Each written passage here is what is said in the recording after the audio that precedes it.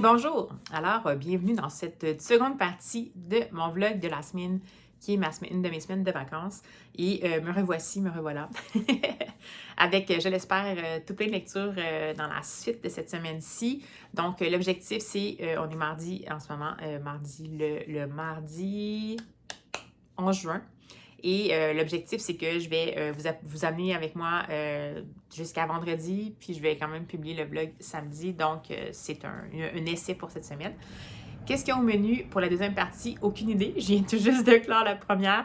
Je viens de sortir d'une lecture extraordinaire. Donc, habituellement, j'ai un peu de misère à me replonger dans autre chose. Mais ce qui a caractérisé cette semaine de vacances-là dans la première partie, c'est que je suis allée vraiment avec des envies. Je me suis pas enfermée devant les livres que je venais d'emprunter à la bibliothèque ou des livres que j'avais dans ma pile à lire ou qui me font très envie, cela dit, mais que je suis allée vraiment avec... je suis allée spontanément. Donc, dans le dernier vlog, je me suis fortement laissée influencer par Triple L de Mag.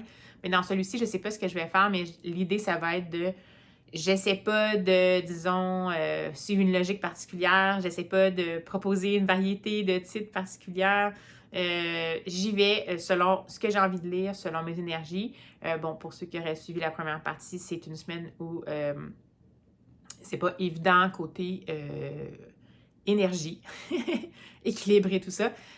Pardon, donc j'ai un niveau d'énergie qui peut varier dans le fond dans la journée. Donc, je ne me force pas là-dessus. J'y vais, comme je vous dis là, selon l'inspiration. Puis, ben, je vais vous amener avec moi, bien entendu. J'ai pas rien, comme je vous dis, de fixe. Est-ce que j'ai des choses que j'aimerais vraiment lire? C'est sûr que j'ai quand même la fameuse lecture du club de lecture d'Alex Bouquet d'Entrada qui s'appelle...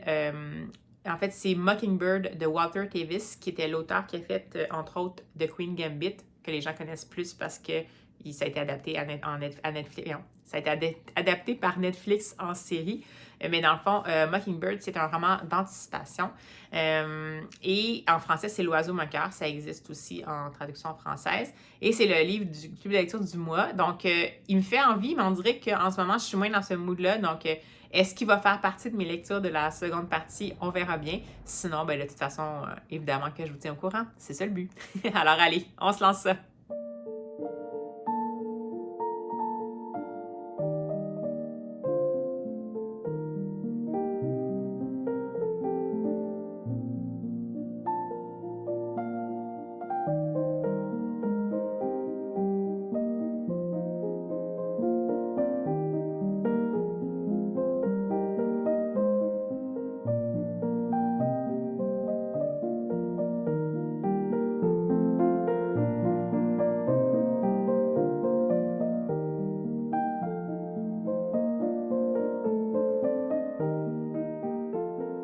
Hey, bonjour! Alors, je vous fais un petit coucou pour vous tenir au courant de ma lecture en cours. J'ai décidé finalement de me plonger vraiment dans le mode, comme je vous avais dit cette semaine, ça va être des lectures qui me tentent sur le coup sans aucune justification ou logique ou stratégie. J'ai décidé de me lancer dans un genre de cozy mystery doudou qui fait pas partie de mes cozy mystery préférés. Je les aime bien, absolument, mais ça me laisse pas un souvenir impérissable, sauf que c'est sympathique, c'est agréable quand on lit et j'aime quand même bien retrouver les personnages. Donc, c'est le 3e tome de la série. En fait, en français, ça s'appelle Les Dames de Marlowe. C'est de Robert Thorogood. Et je suis dans le 3e tome, donc c'est The Queen of Poisons. Donc en français, c'est Poison en 8 clos. Donc, je l'ai trouvé en livre audio. Je l'écoute en livre audio, la narratrice est vraiment sympathique. Et on va retrouver, pour rappel, pour ceux qui n'auraient pas nécessairement entendu parler de cette série-là, pour rappel, on va suivre dans cette série de Cozy Mystery-là un trio, disons, très déterminé de 3 femmes. Donc, Judith Potts, qui est une verbicruciste de 79 ans, donc elle crée des grilles de mots croisés. On va trouver également Suzy, qui est une femme qui n'a pas nécessairement eu la vie facile, mais qui en ce moment a une émission de radio et est promeneuse de chiens.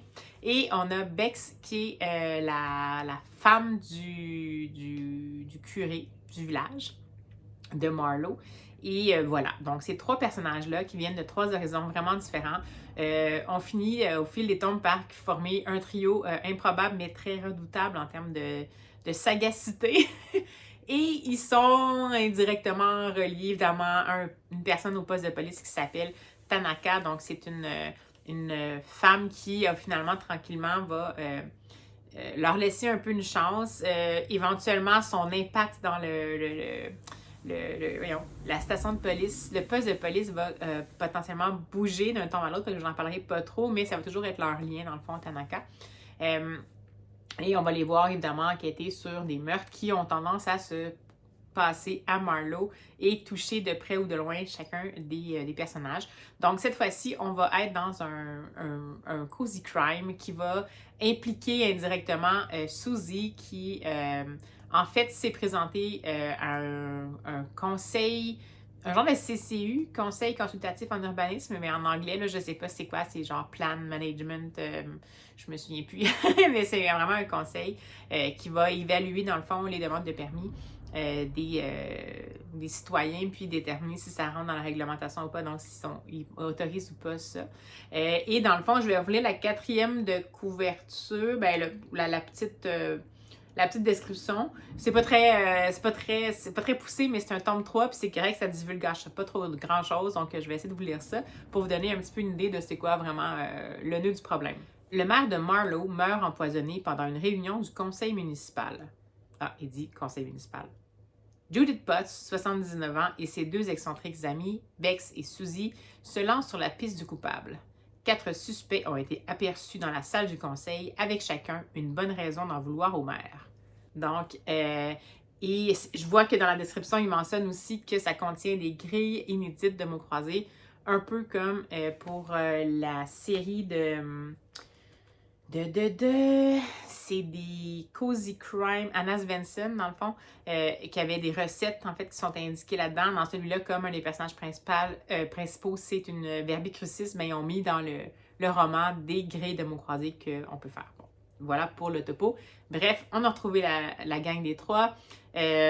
Évidemment, comme Suzy était présente au conseil municipal, mais qui semblait vraiment être plus une section qui s'occupait particulièrement d'évaluation des demandes de permis. Ben, elle a été témoin de la mort, en fait, du maire, qui est mort un peu de façon foudroyante, et on constate qu'il était empoisonné, en effet, par un poison qui se retrouve dans une plante qu'on nomme, en fait, la reine des poisons, dans le fond, cette plante-là. Et voilà, donc on va les suivre, ne pas se mêler de leurs affaires en allant interroger les diverses personnes impliquées au village. Et toujours avec un lien avec le poste de police et l'enquête officielle, donc qui en ce moment est menée par Tanaka. Voilà, donc écoutez, c'est assez plaisant. Comme je vous dis, c'est parfait. On dirait que j'avais comme besoin de ce niveau-là, puis je fais souvent ça, vous avez remarqué, quand j'ai une lecture, j'en ai des lectures marquantes puis des coups de cœur. Puis souvent, quand je veux passer d'une lecture à l'autre, j'ai de la misère à passer, à me décider pour un autre roman. Souvent, on dirait que je commence à lire puis ça me tombe des mains. Donc là, je me suis dit, je vais passer par un genre de, pas un rince-palais, mais qu'est-ce qu'on peut prendre entre les différents services d'un grand souper. Souvent, ça va être, ça peut être de l'alcool, mais ça pourrait être aussi, je sais pas moi, un sorbet qui va comme nettoyer un peu le palais pour qu'on soit capable de mieux savourer les prochaines parties. Donc, c'est un peu ça pour moi, mais là, c'est pas péjoratif du tout, là, c'est bien sympathique, c'est juste que c'est vraiment pas casse-tête. Évidemment que là-dedans, il n'y a pas énormément d'évolution. Il y a un peu d'évolution des personnages d'un tome à l'autre, dans le sens où leurs circonstances changent, mais leur personnalité ne change pas tant que ça.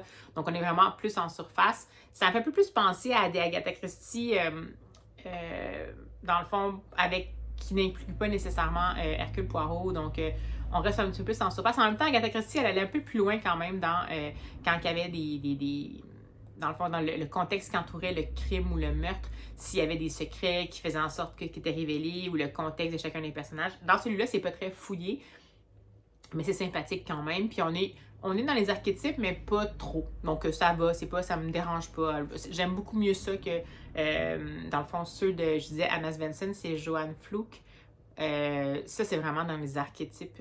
Puis on dirait que ça a été écrit il y a longtemps, dans les années 80, puis ça a moins bien vieilli. Tandis que ça, ben, c'est quand même relativement récent, même en version originale. Puis on sent que justement, ben oui, c'est sûr que c'est des personnages qui sont singuliers. Bon, la femme du vicaire, pas du curé. La femme du vicaire, une promeneuse de chien puis une verbicruciste, vous allez me dire c'est assez typé, mais c'est pas des archétypes. Donc voilà. Alors j'en ai assez dit sur ma lecture en cours. Voici ce que je suis en train de lire. Puis je sais pas trop qu'est-ce que je vais lire, soit en même temps ou après ou...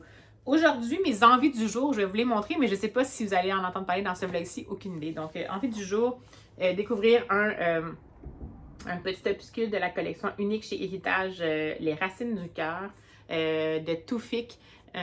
Et ça, c'est la collection justement là, de romans qui abordent des thématiques particulièrement assez rudes, mais c'est destiné aux ados, puis c'est en vers libre avec une mise en page qui habituellement évoque les émotions qui sont vécues par le narrateur. Donc, c'est une collection que j'adore. Comme je vous dis, j'ai rarement été déçue par un des... dans le fond, de la plupart des titres de ce qu'il y a dans cette collection-là. Et voyez-vous, ça ressemble à ça ici. La collection complète, si jamais vous voulez. Et donc, voilà. Peut-être que celui-ci, ça pourrait être chouette. Sinon, j'aurais une BD puis un roman graphique dont j'en avais comme un peu parlé. Mais dans le fond, c'était celui-là ici. Donc, c'était Léonard. J'avais vu passer chez Piketty Bookin. Donc, c'est Léonard de Isabelle Bautian et Anne-Catherine Hutt chez Dracou.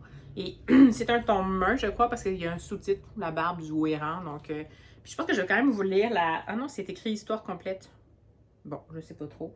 Je vais peut-être pas vous lire la quatrième de couverture parce que c'est juste si je le lis que je vais vous en parler plus. Mais bref, ça ici, je vais voir si je suis capable de vous montrer peut-être quelques planches.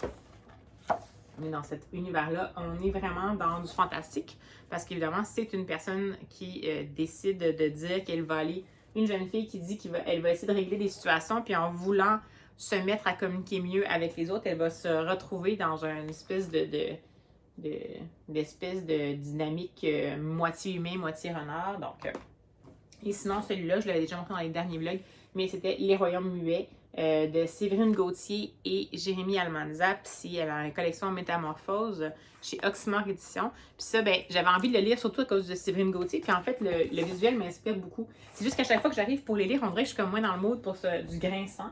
Mais bon, fait que ça, c'est mes envies du jour. Je vais voir si ça va se passer ou pas. On verra bien.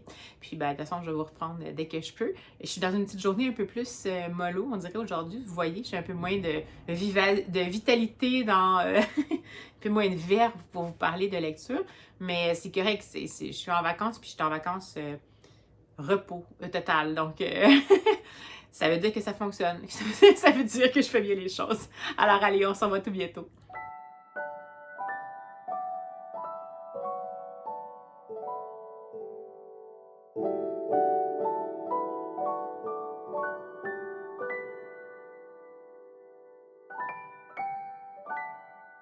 Hey, bonjour! Alors, je vous fais un petit coucou rapide. J'ai finalement, comme vous avez pu voir, j'ai lu Les Racines du cœur de Toufik dans la collection unique chez Héritage. Et ma foi, j'aurais peut-être pas dû vous dire que c'est toujours des bonnes lectures.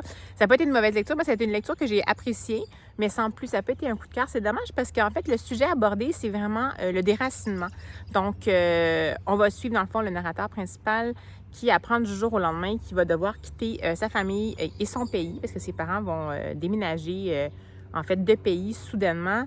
Et il va, dans le fond, on va le suivre dans son sentiment de déracinement, de son deuil de ce qu'il a connu, puis les difficultés d'arriver dans un nouveau pays avec des nouvelles personnes qui vont, en fait, qui ne sont pas nécessairement en mode accueil, et comment, en fait, se reconstruire un peu une personnalité, pas une personnalité, c'est pas vrai, comment se reconstruire un ancrage, en fait, plutôt ça, dans un nouveau pays, et éventuellement, ça va se diriger vers la réalisation qu'en fait, peu importe où il est, c'est lui son propre ancrage. Donc, quand il dit les racines du cœur, c'est ça.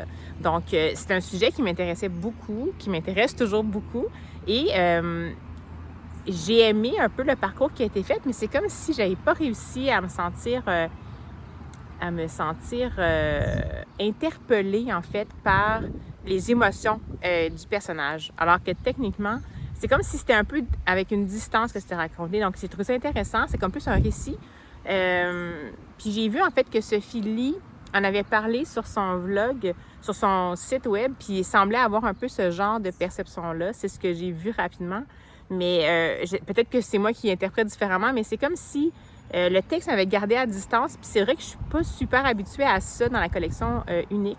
La seule autre fois où ça m'avait fait ça, c'est dans un autre petit opuscule. Je vais vous mettre ça. Ça paraît, je pense, de la séparation des parents. Je vais vous mettre la vignette. Donc, c'est pas nécessairement des mauvais coups, des mauvais opus du tout. Les sujets sont super intéressants. J'ai bien aimé, dans le fond, comme je vous dis, le récit qui a été fait, mais je m'attendais à avoir un peu plus de... à me laisser un peu plus portée par les émotions. En fait, à ce que la narration soit plus imprégnée d'émotions. Mais en même temps, pourquoi pas? Un déracinement, c'est aussi ça, j'imagine. Donc, c'est peut-être juste moi qui m'attendais à quelque chose, puis ça n'a pas été ça. Mais ça vaut quand même le coup d'être découvert, je pense. Puis juste, ne serait-ce que pour le sujet, je trouve ça intéressant. Ça témoigne quand même des coupures qu'il y a à faire, de l'adaptation forcée qu'il y a à faire. Mais c'est très lumineux, en fait, comme texte. Donc, allez-y si ça vous dit. Puis si jamais vous l'avez lu, n'hésitez pas à me dire si c'est pas votre seul que vous avez lu dans la collectionnite. N'hésitez pas à me dire est-ce que c'est moi qui étais peut-être off aujourd'hui. Est-ce que vous vous êtes senti aussi interpellé? Pourtant, je suis j'ai vraiment un intérêt grand pour tout ce qui est migration, immigration, récit d'immigration, le vécu à ce moment-là, que ce soit positif ou moins positif ou nuancé ou peu importe. Donc, c'est pas parce que je suis pas nécessairement le public cible, mais on dirait que, je sais pas, j'ai comme passé à côté de celui-là. Donc, ben, coudonc, tant pis, c'est pas grave. Je me reprendrai pour une autre fois, mais ça n'empêche pas que je vais toujours rester vendue complètement à cette collection-là. Donc, ben voilà, c'est tout ce que j'avais à vous dire. Je continue ma petite lecture en cours en mode livre audio. Puis aujourd'hui, c'est pas top énergie, comme je vous avais dit. Donc, je vais à mon rythme doucement. Puis, ben, on verra pour les autres journées. Allez, à tout bientôt!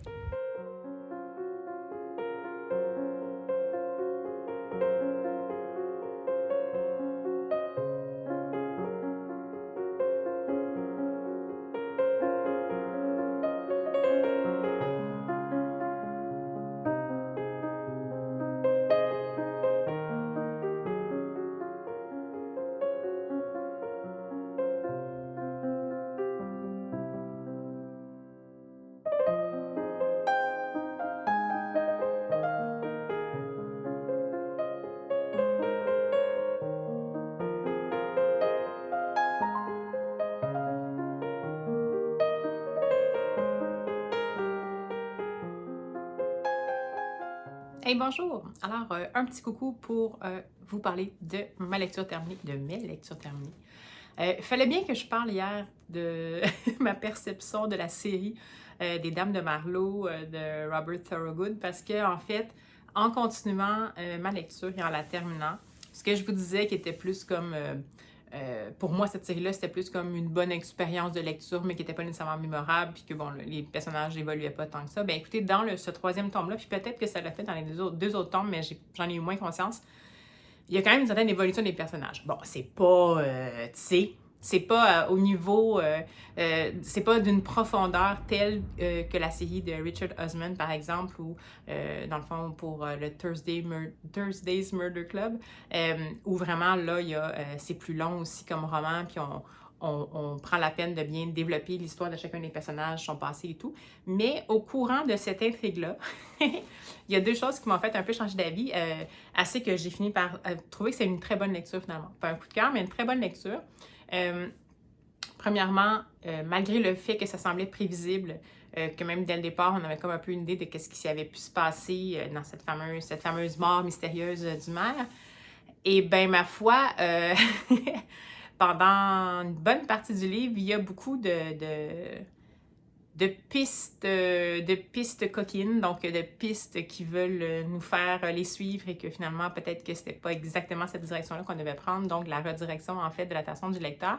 Et c'est quand même bien fait, puis à chaque fois, on a l'impression qu'on arrive finalement au point culminant, puis c'est pas nécessairement le cas.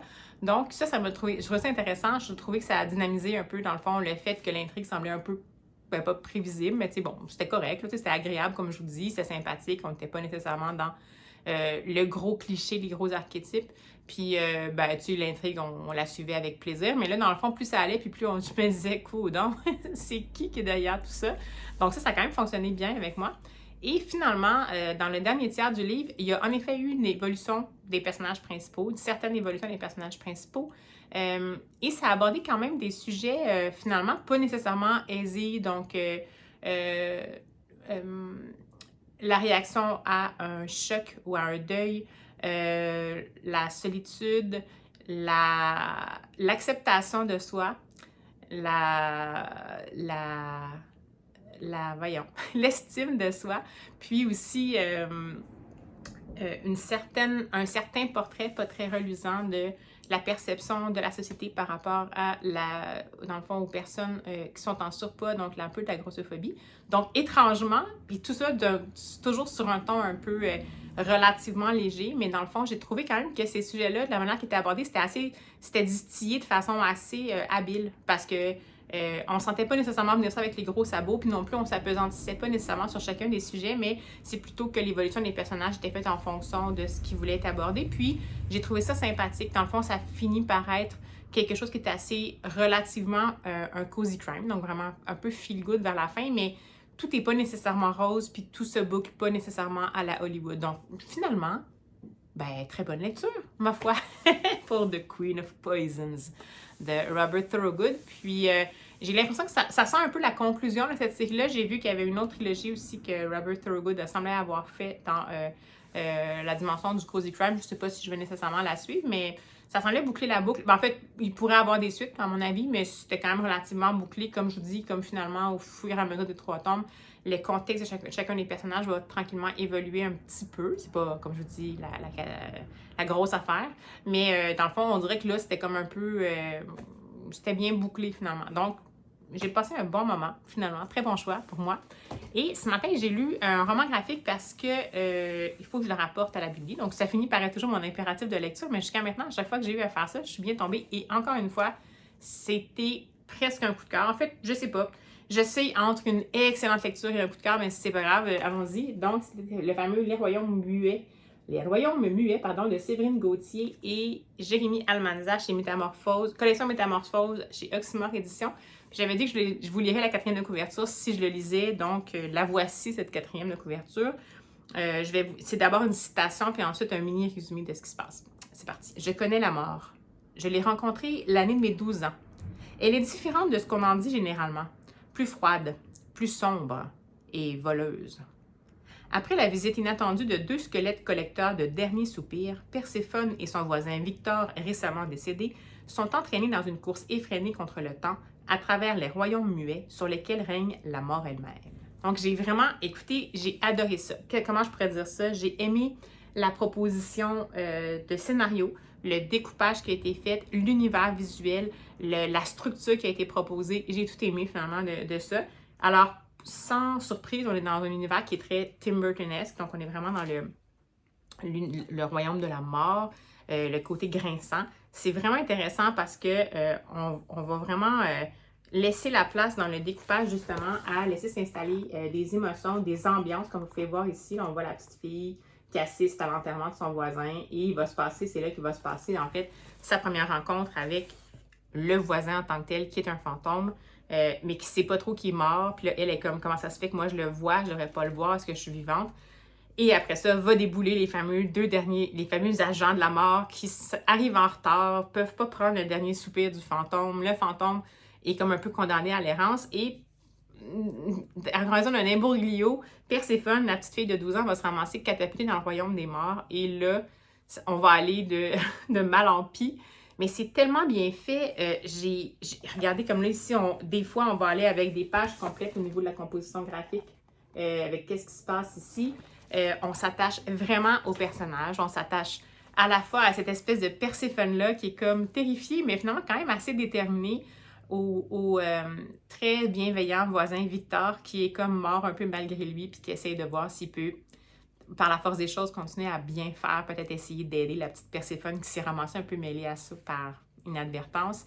Les 2 agents du royaume muet, des royaumes muets qui sont complètement ridicules, c'est un peu le principe de un clown blanc, un clown rouge, donc tu sais, il y a l'espèce de petit qui est très vif d'esprit, qui est toujours un peu en train de ramasser les niaiseries de son grand collègue qui est accro au bouillon, mais on comprend que c'est à l'alcool du royaume des royaumes muets. C'est pour ça qu'ils arrivent toujours en retard. À un moment donné, ils vont être convoqués puis ils vont rencontrer la mort. Donc, ce qu'on a en arrière comme citation, c'est vraiment Perséphone qui nous parle du fait qu'elle a rencontré la mort. Donc, oui, je ne vais pas trop vous divulgacher. Puis, je ne vous donnerai pas non plus la fin exactement de comment ça va se dérouler, parce qu'en fait, c'est une histoire complète en un tome, en effet, donc ça va potentiellement se résoudre, malgré pas mal d'imbroglio, mais ça se résout pas non plus dans... Ça laisse la porte ouverte à est-ce que c'est vraiment réglé? Est-ce que la mort va potentiellement laisser tranquille les autres? Est-ce que Perséphone va revenir pour de bon dans le royaume des vivants? C'est super intéressant. On tombe pas dans les. On tombe dans. On a des référents par rapport à la mort. On tombe dans des référents connus, mais pas dans des clichés. Les personnages qui sont mis là, même les personnages secondaires, sont quand même assez développés. C'est intéressant, en fait, parce que c'est pas très long. C'est 80 pages, je pense, comme BD, comme roman graphique. On apprend vraiment à les connaître, à les aimer, à les trouver intelligents ou pas intelligents, à s'inquiéter pour eux autres ou pas. J'ai adoré ça. Ben, finalement, je pense que c'est un coup de cœur. Donc, j'ai adoré mon parcours dans les royaumes muets. C'est d'emblée, comme je vous disais, pas nécessairement une ambiance avec laquelle je suis d'habitude à l'aise, dans le sens que j'aime ça un peu le grinçant, mais c'est pas comme ma passion non plus. Mais là, je trouve que de la manière dont c'était amené, c'était super intéressant. On a un scénario qui est rempli de rebondissements avec des personnages qui nous donnent envie de les suivre, puis surtout un univers visuel qui est, ma foi, comme je vous dis, là, au niveau de la composition, puis même le pari des teintes qui est fait, c'est toujours comme en espèce de sépia délavé, mais ça fonctionne tellement, là. Puis il y a du texte, comme vous pouvez voir, il y a souvent plusieurs bulles, mais c'est pas nécessairement des grosses bulles, puis ça fonctionne quand même. Je vous dirais quand même que peut-être la seule chose qui m'a un petit peu accrochée, puis ben, regardez-vous ça, c'est dans le royaume... Dans les royaumes muets, voyez-vous, on change la colorimétrie, on est vraiment dans une autre ambiance. Mais ça me fait penser un peu même à... C'est une ambiance un peu de Coraline de Neil Gaiman, peut-être. Il y a un petit quelque chose de ça. Mais dans le fond, c'est ça. La seule chose qui m'a peut-être un petit peu accroché, c'est que c'était tellement intéressant, les visuels. Puis malgré le fait qu'on est dans des teintes délavées, il y a énormément de détails quand même qu'on peut regarder qui sont super intéressants parce que c'est l'association, je pense que c'est comme aquarelle et... On dirait que c'est aquarelle et rapidographe, je sais pas trop, peut-être que je me trompe, mais ça me donne cette impression-là. Donc, on voit beaucoup de petits détails, mais comme on est quand même sur un roman graphique avec un bon format, mais il n'est pas si grand que ça, on aurait comme le goût de projeter l'image sur un écran, de vraiment bien le détailler. Fait que la seule chose que je dirais, c'est que c'est vrai qu'il y a des pages où il n'y a pas du tout de bulles, de phylactères. Puis des pages, il y en a beaucoup parce que c'est une composition sur une page, fait que c'est super intéressant comme concept, mais des fois, ça m'a moins permis de profiter du visuel. Mais en même temps, c'est mineur, là, ça reste quand même un coup de cœur. Fait que franchement, allez-y. C'est sûr que je pense que ça s'adresse à la jeunesse, mais c'est sûr que si vous êtes un enfant plus jeune qui est à l'âge où il y a un peu peur de la mort ou de l'inconnu et tout ça, ben est-ce que ça peut potentiellement marquer?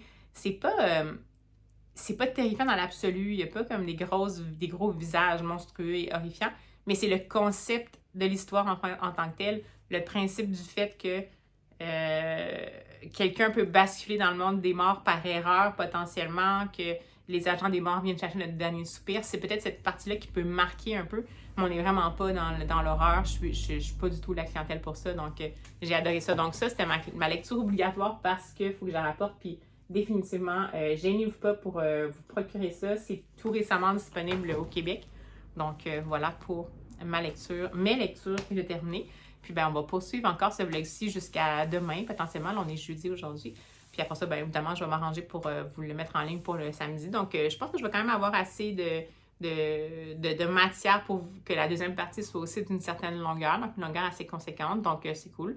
Ça m'a permis de justement pas m'empêcher de blatérer comme je fais là avec vous, de ne pas être stressée, de me dire que ça va être trop long. Cette fameuse option-là de partie 1, partie 2, là, je ne ferai pas ça toutes les semaines, hein, c'est juste parce que j'étais en vacances puis ça me tentait. Sinon, après ça, on va revenir au rythme du vlog hebdo, mais bon, voilà, il fallait bien que j'essaye. Alors, on se dit à tout bientôt!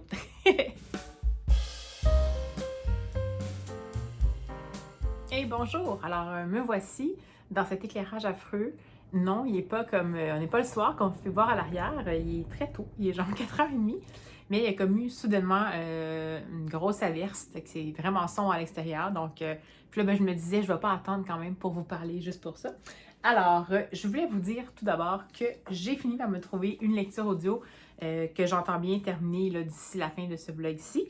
C'est un des livres que j'avais reçu dans mon abonnement, dans le fond, mensuel à l'entreprise qui s'appelle Once Upon a Book. Donc, ils proposent des boîtes livresques ou des abonnements livresques. C'est super sympathique. Puis, en date, comme je l'avais dit, j'en avais essayé plein. Puis, c'est celui que me plaisait le mieux. Et c'est un livre qui me faisait sortir de ma zone de confort parce que c'était un peu... C'est une autrice dont j'entends beaucoup parler, mais en même temps, ça me semblait être pas vraiment mon genre, mais j'avais envie d'essayer. Donc, j'ai décidé de commencer Un coup de soleil de Serena Giuliano. Donc, je l'avais reçu ici, comme je vous disais, en forme à poche. Moi, je le lis à l'audio. Je l'écoute à l'audio. C'est lu par l'autrice, donc c'est intéressant. Puis, je voulais la 4e de couverture. Je voudrais juste voir si ça... Ouais, c'est bon, ça n'en dit pas trop. Je voulais la 4e de couverture pour vous donner une idée. Vous allez voir que vous avez vu que ce que je lisais, c'est pas vraiment c'est pas dans mes tales habituelles. À Salerno, pour Éléonore, les jours se suivent mais ne se ressemblent pas. Entre ses ménages et ses jumeaux ados, elle n'a pas le temps de goûter à la dolce vita. Surtout, la jeune femme n'arrive pas à oublier Marco, dont elle vient de se séparer. Pendant qu'elle récure chez les autres, au moins, son esprit est occupé. Mais en pénétrant dans l'intimité de ses clients, Éléonore va s'apercevoir que les apparences sont trompeuses. Et un hasard pourrait bien chambouler sa routine et rebattre toutes les cartes. Donc, ça va l'air intéressant. Puis jusqu'à maintenant, voyez-vous, là, j'ai fait, ça se fait super vite. Je veux dire, même à l'audio, c'est un très court livre audio. Je l'ai commencé, je pense, j'avais des déplacements à faire aujourd'hui. Je suis déjà rendue à la page 100 sur pas beaucoup de pages, j'imagine, me semble bien. 250 à peu près, 250 pages. Donc, et puis, écoutez, jusqu'à maintenant, je trouve ça intéressant. C'est en effet une structure un peu de feel good. On suit une presque quarantenaire qui, dans le fond, vit en Italie, mais qui est française, mais qui vit en Italie depuis 17 ans. Elle a eu des enfants, elle est séparée avec le père de ses enfants, mais elle s'entend quand même bien avec lui. Puis elle a comme un peu collectionné les mauvaises histoires de cœur. Puis ben là, elle arrive plus ou moins à se remettre de ça. Puisque, dans le fond, comme ça le dit, elle fait des ménages chez les autres. Donc, puis, bon, elle arrive un peu flush aussi, là, elle a un petit peu des difficultés au niveau financier et tout. Mais en faisant les ménages chez les autres, elle vit un peu par procuration. Puis elle essaie un peu de sortir de son espèce de spirale de la relation à laquelle elle a mis fin, puis qui était comme, on dirait, un peu toxique. Au début, je me suis dit, bon, c'est toutes les choses que pas nécessairement, ce qui me plaît nécessairement pas. Souvent, les histoires de changement de vie, bon, moi aussi, je suis dans la quarantaine, mais je sais pas. En tout cas, j'ai pas encore eu cette espèce de révélation-là de crise de quarantaine. En plus, c'est l'histoire d'une mère aussi. Moi, de mon côté, j'ai pas cette dynamique-là à la maison. Donc, je me suis dit, est-ce que je vais vraiment m'identifier à ça ou pas? Habituellement, c'est pas problématique, mais là, de la manière dont ça se présentait, on dirait que c'était comme avec un angle que je me disais, je sais pas à quoi je vais m'accrocher pour en fait, m'attacher au personnage. Puis finalement, en fait, c'est peut-être pas tant le personnage principal que la galerie des personnages un peu qui est décrite autour. Puis surtout, il y a vraiment beaucoup d'humour dans la plume de cette autrice. C'est comme ça se prenait pas vraiment au sérieux. Donc, je trouve ça, à la limite, ça a comme fait bien passer les choses. Donc, jusqu'à maintenant, ça me plaît bien. Je suis bien surprise. Je suis presque à la moitié. On va voir si ça va se maintenir. Mais bon, j'avais envie de quelque chose de... J'avais pas encore envie de me plonger dans quelque chose de sérieux. J'avais essayé un autre truc un peu léger, mais c'était comme trop. C'était... je l'ai vu passer beaucoup sur les réseaux. C'était Julia Seals. C'est sorti aux éditions du Masque en collector. Un meurtre bien comme il faut. En anglais, je pense que c'est An Agreeable Murder. Puis c'est comme une espèce de satire de la littérature victorienne en forme de cozy crime. Puis j'imagine que ça peut le faire pour plein, mais moi j'aime tellement la littérature victorienne. J'aime mieux quand c'est vraiment des auteurs ou des autrices victoriennes qui se prennent pas au sérieux, qui ridiculisent un peu la société, un peu comme fait Jane Austen. Mais là, on dirait que c'est comme un peu trop. Fait que j'ai commencé, mais finalement, je l'ai pas terminé. Puis finalement, là, je me suis lancée dans celui-là. Puis ben, finalement, je riais toute seule dans ma voiture en m'en venant. Donc, puis ensuite, en fait, je passais à la bibliothèque parce que j'avais un livre à apporter, Les Royaumes muets, dont je vous ai parlé un peu plus tôt. Puis ben là, je suis tombée là-dessus, qui est une nouveauté. C'est ça ici. Donc, c'est Les Enfants d'Isieux. C'est aux éditions 2. Et c'est un texte de Rolande Cosse-Gibel. C'est illustré par Gilles Rapaport. Puis, c'est en collaboration avec la Fondation pour la mémoire de la Shoah. Donc, c'est un texte qui, de ce que je comprends à l'arrière, est un texte qui est très connu en France, quand même enseigné. Moi, je m'y connais moins. Donc, ce que je vais faire, c'est que je vais ouvrir la 4e de couverture pour vous donner un peu une idée. On change complètement de Un coup de soleil. Là, on est vraiment ailleurs. Avec le mot Shoah, déjà, en partant, ça va vous dire quelque chose. Alors, c'est parti. En 1989, à la suite du procès de Klaus Barbie, responsable de la déportation et de l'assassinat des enfants d'Isieux, Rolande Cosse-Gibel écrivait son long poème à la mémoire de ses enfants. Texte tragique et magnifique, Les enfants d'Isieux est étudié dans de nombreuses écoles de France. En 2024, la transmission de la mémoire des victimes de la Shoah n'est plus centrée sur le drame de leur déportation et de leur assassinat par les nazis. Les acteurs de la mémoire s'efforcent de redonner vie à tous ces enfants, ces femmes et ces hommes, martyrisés parce que nés juifs. Raconter les enfants d'Isieux aujourd'hui, c'est raconter leur vie dans la colonie et ces merveilleux instants passés ensemble sous la protection d'adultes bienveillants. C'est aussi raconter le quotidien de ces enfants venus de toute l'Europe pour trouver refuge au pied des Alpes. Rolande Cosjubel nous propose ici une toute nouvelle version qui raconte ces instants de vie et, à mots chuchotés, les moments effrayants de leur déportation, avec pour la première fois les illustrations fortes de Gilles Rapaport. Donc, ça a l'air vraiment intéressant, mais ça a l'air très remuant, mais je trouvais que c'était intéressant. Puis juste pour vous montrer un peu à l'intérieur, là, on a quand même des doubles pages comme ça ici. C'est très choc, on est en monochromie, mais ça, je sens, ça me fait un peu penser à Les larmes du crème. Ça me semblait un peu ce genre de travail-là, donc poésie et... poésie, entre guillemets, là, dans le fond, la poésie pour décrire l'horreur. Donc, et on a ici, évidemment, les parties du poème et tout ça. Donc, vraiment, je ne sais pas si je suis capable de vous en montrer un peu, mais... Donc, ça me semble très remuant et j'ai pas vraiment pu résister de leur côté, il était dans les nouveautés. Et également, j'ai reçu un petit colis, voilà. Donc, je vais ouvrir ça avec vous rapidement. C'était surtout des livres que je voulais avoir dans la bibliothèque, mais il y a 2 trucs que je veux quand même vous montrer. Alors, c'est parti pour l'ouverture.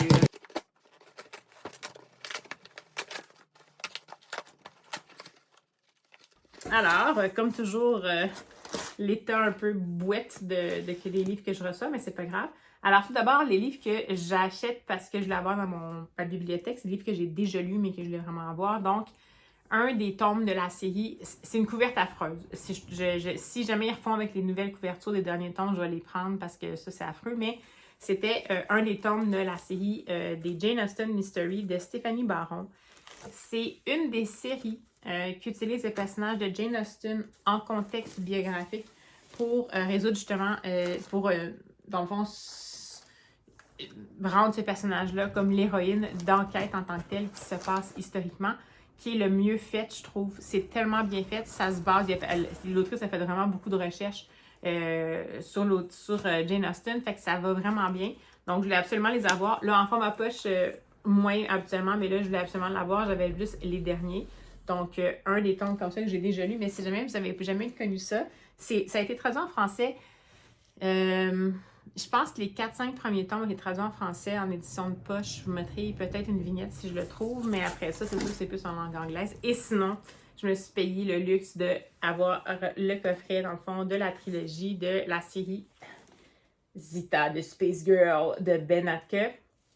J'avais déjà racheté Zita de Space Girl, mais dans le fond, là, le coffret c'était vraiment pas cher, fait que je vais juste offrir ou faire circuler celui que j'avais déjà. Donc ça, j'ai déjà lu. Ça aussi, si jamais vous n'avez jamais lu ça, c'est super cool. C'est une histoire d'aventure qui se passe un peu dans l'espace, mais en fait, c'est des terriens, c'est pas des extraterrestres. Et on va retrouver Zita, qui est une héroïne vraiment qui n'a pas froid aux yeux, qui va partir à la recherche de son meilleur ami, qui a malheureusement pesé sur un bouton et qui a disparu dans l'espace intersidéral. C'est vraiment, vraiment intéressant. C'est une trilogie. Ça peut se lire, je pense, dès 8 ans potentiellement. Vraiment cool. Puis ça a été traduit en français, donc si jamais ça vous dit. Sinon, ben, j'ai continué ma découverte de l'auteur Ray Bradbury, que j'avais beaucoup aimé dans ses chroniques martiennes. Donc, j'avais déjà lu une nouvelle de ce recueil-là, The Illustrated Man. Et puis là, ben, j'avais envie, dans le fond, d'en découvrir d'autres. J'ai vraiment, comme j'ai beaucoup aimé Chroniques martiennes, voyez-vous, il y en a... je ne sais pas si ça va tout être lié comme dans Chroniques martiennes, mais bon, voyez-vous un peu. Puis, je ne sais pas si à l'arrière, qu'est-ce qu'ils disent?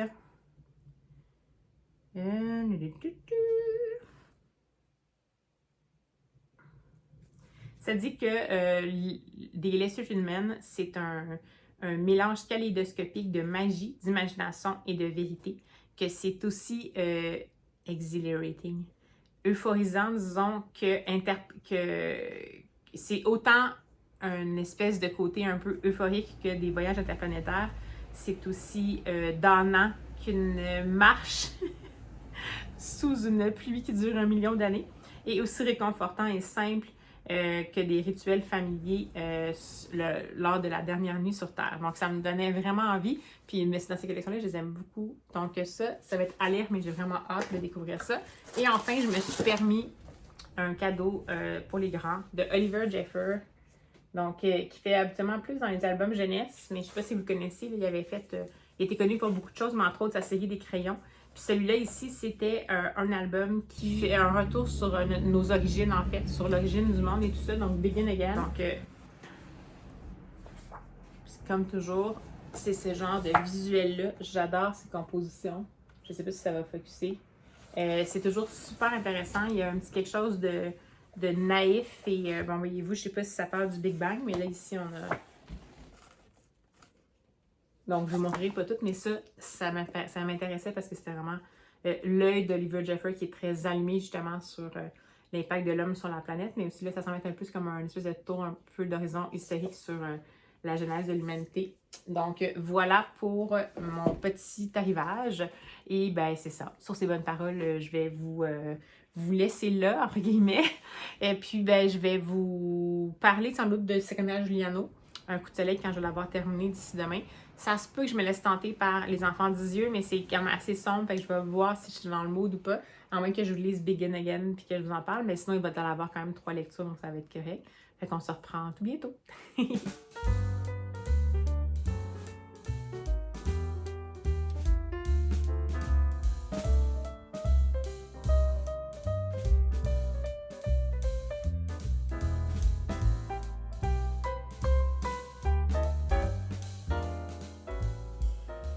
Bonjour! Alors, je fais un petit coucou parce que j'ai finalement terminé en lecture audio, finalement, la majeure partie du temps, le fameux Un coup de soleil de Serena Giuliano. Et ma foi, ben, j'en ai quand même parlé un petit peu plus tôt. J'ai été agréablement surprise. Bon, ça reste qu'est-ce que j'ai dit que c'était, c'est-à-dire que c'est quand même un roman feel-good, un peu croissance personnelle, disons. Et puis ça, habituellement, c'est deux choses qui sont pas exactement à mon goût. Mais je dois dire que c'est très bien fait. C'est très apaisant. C'est vraiment le principe d'un feel-good. Pourtant, il se passe des choses qui sont très remuantes. Il y a beaucoup de... Dans les différents personnages qui vont peupler le quotidien voyons, Éléonore, eh bien, il va y avoir des gens qui vivent des choses tellement pas évidentes, autant elle-même, et puis ça va être amené de manière un peu linéaire sur une période d'1 an, donc hebdomadaire, donc selon les journées qu'elle va faire de ménage, entrecoupé de passages en italique qui se passent, qu'on comprend qui se passe à Venise. Puis là, ben, je ne vais pas trop en divulgacher, mais ce passage-là, c'est tout va s'éclaircir vers la fin. Donc, on va comprendre pourquoi ces passages-là en italique, qu'est-ce qui s'est passé finalement. C'est un gros saut dans le temps, donc qu'est-ce qui s'est passé depuis. Puis, il y a énormément de révélations qui se font dans ces passages-là à la fin, qui vont boucler la boucle de façon assez surprenante finalement pour un roman qu'on pourrait peut-être s'attendre à ce qu'il soit comme hyper prévisible. Il est prévisible dans le sens que ça reste un feel-good. Les choses qui se passent, c'est satisfaisant de la manière dont ça se passe parce que, ben en fait, les gens qui se comportent, les gens qui ont un bon fond, qui sont de bonne foi, ça finit par bien tourner pour eux. Puis les gens qui sont pas capables de se sortir eux-mêmes de leur mauvaise foi par manque de volonté ou de détermination ou ben tout ça, ben ces gens-là sont comme disparaissent. Donc c'est pas manichéen, mais comme un peu. Donc c'est sûr que ça, c'est le petit côté feel good que je veux dire. En même temps, puis bon, ça peut paraître un peu édulcoré. Il se passe énormément de choses sur 1 an, énormément de changements dans la vie des gens qui peuplent le quotidien d'Éléonore et dans sa vie elle-même. Donc, c'est sûr que ça fait un peu concentré comme effet, mais bon, c'est un effet d'écriture aussi. Puis ça fait penser un peu comme à une comédie romantique, mais avec... il y a même des ressorts qui ressemblent un peu à certaines comédies romantiques, dont une qui faisait penser un peu à You've Got Mail, mais je ne vous dirai pas qu'est-ce qui me faisait penser à ça parce que c'est absolument pas le même contexte, mais si jamais vous avez vu cette épique comédie romantique qui date, mais qui pour moi demeure la comédie romantique ultime parce que tu sais, ça se passe dans une librairie. Mais peu importe, c'est des ressorts typiques en fait de comédie romantique. Mais on est vraiment quand même dans l'humain. Je pense que ce qui m'a marqué de la plume de Serena Giuliano, c'est qu'elle n'a pas peur. Bon, oui, elle a le côté un peu obviously feel good, un petit peu croissance personnelle, c'est présent, mais c'est pas trop souligné à grands traits, donc ça, j'ai trouvé ça intéressant. Mais j'ai trouvé quand même qu'elle prenait le temps de bien construire ses personnages, puis que même si, bon, ça se passe quand même un peu vite pour... les évolutions sont un petit peu cousues de fil blanc, mais en même temps, on s'attache bien aux personnages. Donc, je trouve que je m'attendais peut-être pas à ce type de développement-là dans ce genre de roman-là, donc un préjugé totalement, mais bon, j'avais jamais lu Serena Giuliano non plus. Puis, ça fait voyager, ça se passe en Italie. Il y a vraiment la manière dont elle raconte l'Italie, c'est quand même... c'est très évocateur. Je suis jamais allée en Italie, mais ça m'a donné l'impression d'avoir accès un tout petit peu.